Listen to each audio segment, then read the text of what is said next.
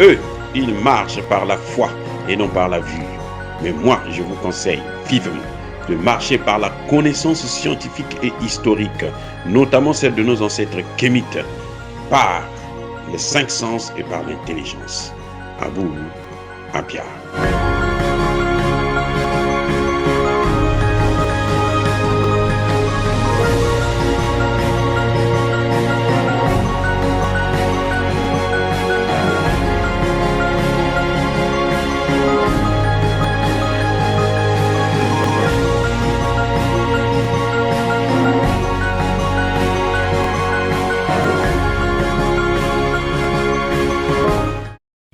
Otep à tous, bienvenue sur la chaîne des panafricanistes par essence, par conviction et par excellence. Celle des citoyens kémites par nécessité et obligation de combat. Nous sommes une chaîne qui n'est guidée que par nos ancêtres et rien que par les ancêtres qui appartiennent à l'égrégore du monde noir. Par conséquent, nous ne croyons en aucun Dieu venu de l'étranger. Toutefois, cette vidéo n'est aucunement destinée à inciter à la haine ou à la violence, car nous menons un combat qui est d'abord et avant tout spirituel, intellectuel et démocratique. Ensuite, il est politique, géopolitique et géostratégique, contre l'impérialisme, le colonialisme, le néocolonialisme et l'endocolonat, qui sont tous qualifiés de crimes contre l'humanité. Nous menons ce combat sur la base du principe fondamental que nous avons hérité de nos ancêtres kémites, qui est celui de la Mahat, c'est-à-dire solidarité, vérité et justice. Vous êtes donc en droit de connaître la vérité et nous avons l'obligation de vous dire la vérité et rien que la vérité, afin que justice soit rendue au continent africain. Et ça, c'est notre modeste contribution dans cette noble lutte en faveur de la souveraineté, la dignité, la solidarité et l'unité africaine. C'est exactement ça que nous appelons le panafricanisme. Bien-aimés frères et sœurs, il y a un dépôt de carburant qui a pris feu en Guinée. Les dégâts sont énormes. Il y a même des victimes. Il y a des morts. Et nous présentons toutes nos condoléances aux familles des victimes. Maintenant, comment peut-on expliquer un tel phénomène? Oui, ça peut arriver qu'il y ait une erreur, une faute, que quelqu'un ait commis une maladresse, et puis bon, ça entraîne autant de dégâts. Que je sache, ça n'a jamais arrivé en Guinée. C'est la première fois qu'on a un incendie, un dépôt qui prend feu comme ça. Il faut savoir qu'entre-temps, il y a quelques temps seulement, quelques mois, quelques semaines d'ailleurs, où il y a eu tentative de coup d'État, tentative d'évasion. On a pris 2 prisonniers, des grands, l'ancien président qui a été arrêté, et ceux qui ont monté le coup, il y en a un qui est porté disparu. Un autre prisonnier qui était vraiment au cœur de cette affaire, un colonel, un homme de l'Occident, qui certainement, aujourd'hui, les gens disent qu'il devrait être caché dans les ambassades occidentales. Là, c'est là-bas qu'il est, qu'on le protège. Comme ils avaient fait avec Succès Masra, quand il a eu des problèmes, il est allé à l'ambassade des États-Unis, on l'a protégé là-bas à l'époque de Idriss Déby. Donc, c'est leur habitude. Maintenant, nous avons constaté aussi, je vous donne là des indices, et je vais arriver à une conclusion. Nous avons constaté que dernièrement, lors du 78e sommet de l'Organisation des Nations Unies, le discours du colonel Doumbouya n'a pas pu. En tout cas, il a froissé ceux qui nous ont toujours pris pour leurs esclaves, qui nous ont toujours colonisés. Et jusqu'à présent d'ailleurs, ils continuent à nous coloniser et piller nos matières premières.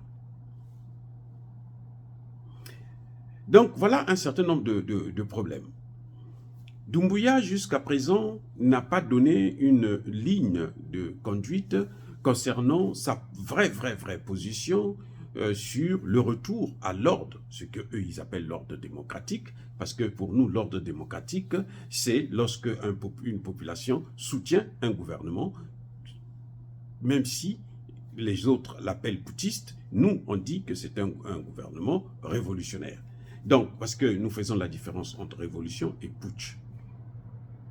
Parce que même chez eux, avant qu'il y ait la démocratie comme on voit ça maintenant, eh ben, il y a d'abord eu ce genre de coup d'État. Je veux parler déjà du général de Gaulle, qui était un putschiste, hein, qui avait fait un coup d'État, et qui était d'ailleurs aussi un criminel, parce que les Africains qui sont venus combattre à Charonne, et plutôt lors de la Seconde Guerre mondiale, quand ils sont venus à Charonne, ils ont seulement demandé leur salaire, et la réponse du général de Gaulle était d'ordonner leur massacre. Ils avaient tous été tués, plus de 1600.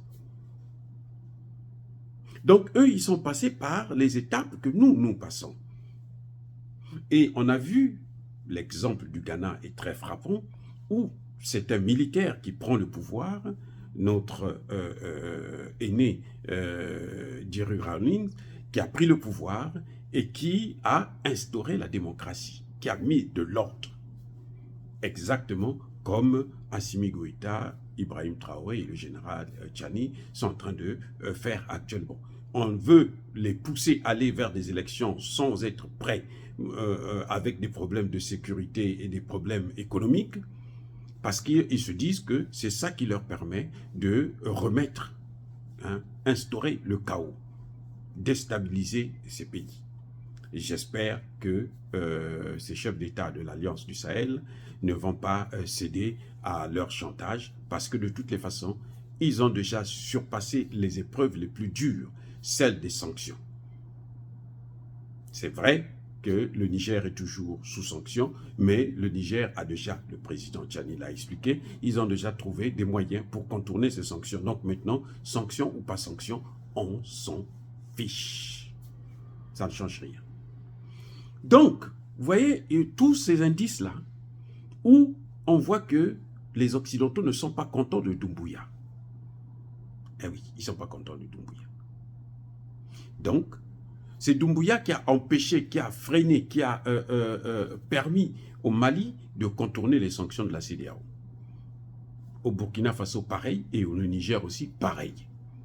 Là, et aujourd'hui, grâce à la Guinée, ces trois pays arrivent à, tant mieux que mal, à s'en sortir. Il faut le punir. Mais comment? C'est que vous voyez. Ah oui. Qui ne vous dit pas que le carburant qui a pris feu, c'est celui qui devrait venir au Mali ou au Burkina Faso? Qui ne dit pas? Donc, ce sont des spécialistes du sabotage. On a vu au Congo-Brazzaville un dépôt d'armes qui a explosé.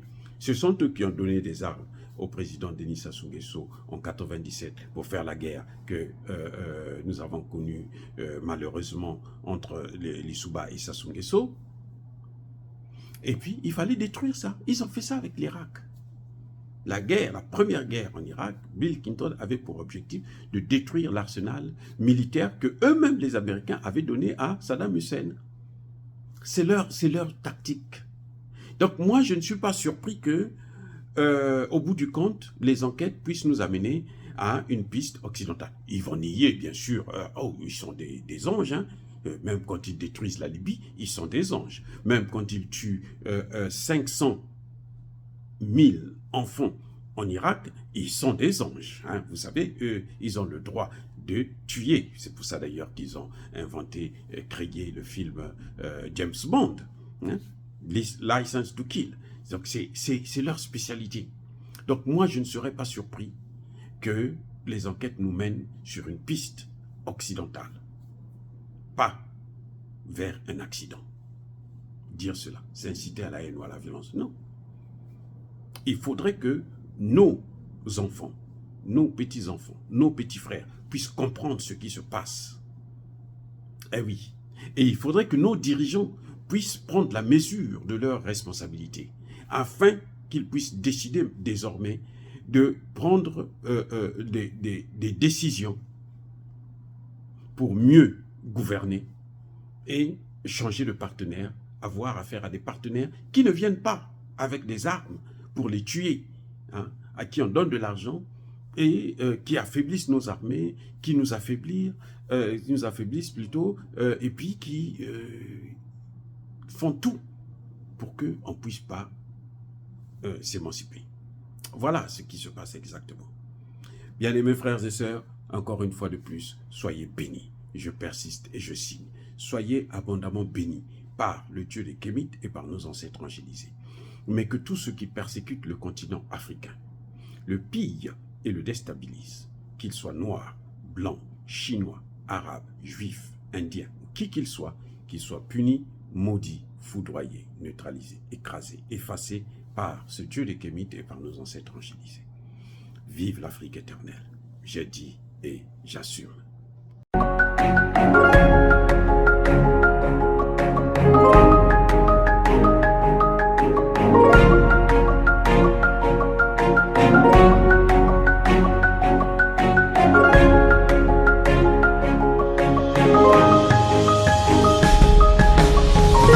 Bien-aimés frères et sœurs, vous connaîtrez la vérité et la vérité vous affranchira. Ça, c'est pas moi qui le dis, c'est la Bible qui le dit. Et moi, je vous dis mieux. Vous connaîtrez la vérité historique, notamment celle de vos ancêtres kémites, et vous aurez une vision globale de ce que c'est que la vraie souveraineté politique. J'ajoute, vous reviendrez à la spiritualité africaine ancestrale et vous comprendrez les enjeux de l'indépendance économique. Et pour terminer, vous accepterez votre identité culturelle kémite et vous obtiendrez deux choses. La première, c'est la paix. La seconde, c'est le développement, à une condition. L'unité de toute l'Afrique noire, l'unité de tous les Noirs du monde entier.